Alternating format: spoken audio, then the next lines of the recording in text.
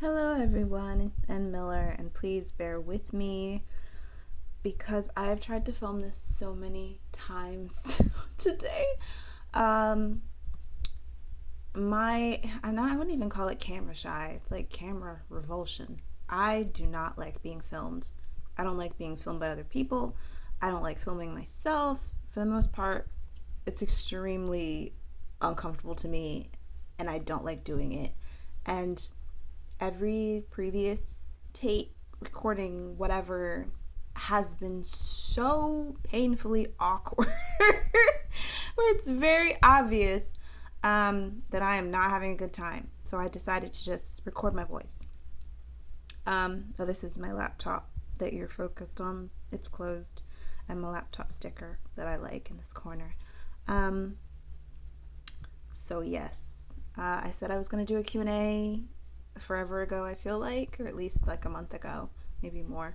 Um, I want to also definitely, like, in the future, I'll probably just answer by text, but I wanted to say, for you to be able to verbally hear me, like the audio of thanking everybody who sent me a question and thanking everybody who has supported me thus far, who's bought my poetry, who's read any of it, my debut novel.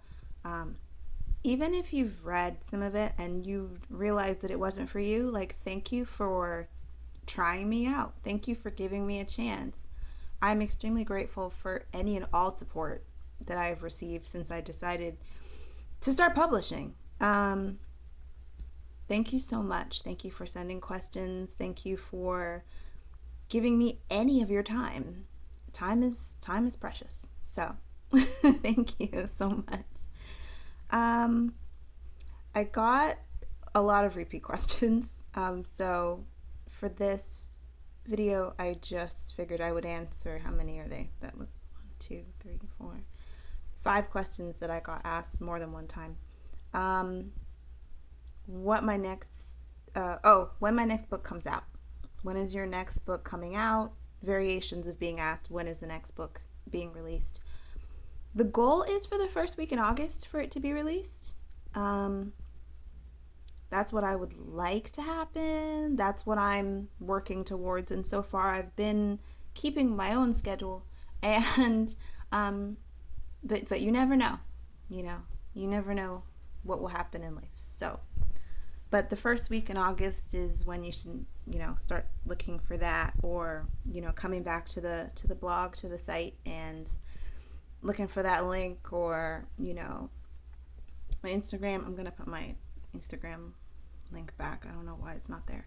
Um, I'll probably post something up there. That's yeah. A few people wanted to know what genre the the new book is gonna be, asked if it's gonna be the same as the last one, if it's gonna have the same vibe. I don't think they have the same vibe at all. This one is kind of more of it's leaning into gothic, but it's not like hardcore, like super obvious like gothic, but it does tick some of the boxes, I think, for a gothic romance and like a dark romance. Um, there's a lot happening, but I would say that that's kind of what you're looking at with the new one.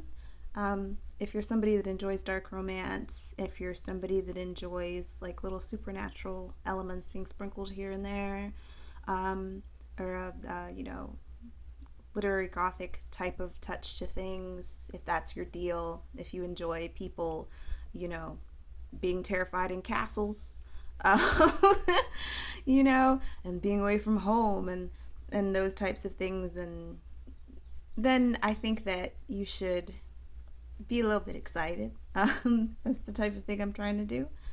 So there's that. Characters they're older. They're not like in their 30s, but they're all in their 20s. Um, they're in university, that type of thing.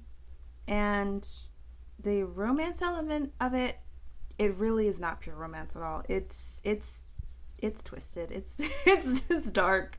Um, if you have been looking for that type of thing with not straight characters, then I think that, you know, I think that you might want to give it a shot when it's released. Um,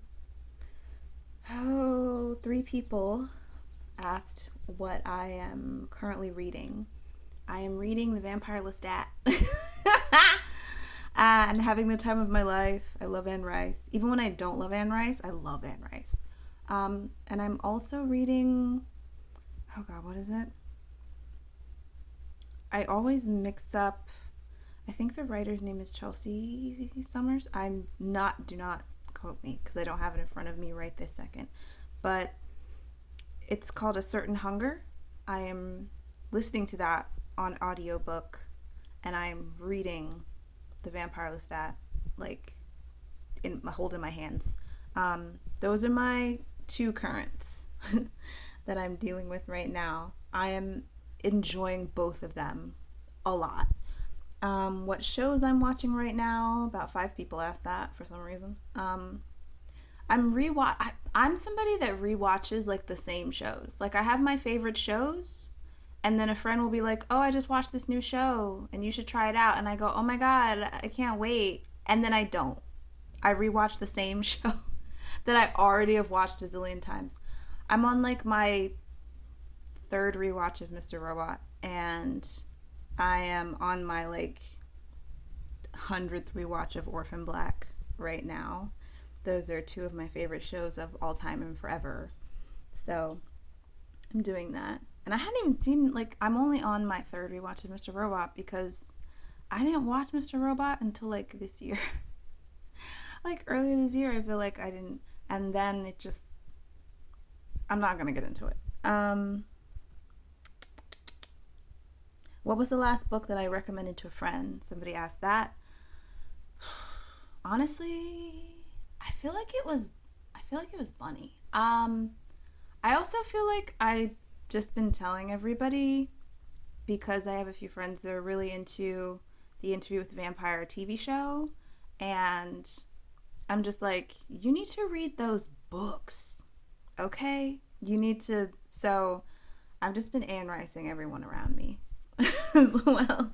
So I think probably the last thing that I've actually recommended to a friend, as in recently, as in like the last few weeks, I've probably been like telling multiple people that they need to read that vampire trilogy. Like on paper. They need to see what the original deal was. Since a lot of them enjoy this show. And this was an interesting one that I was like, am I understanding what they mean? Would you ever consider writing books that take place in the same universe?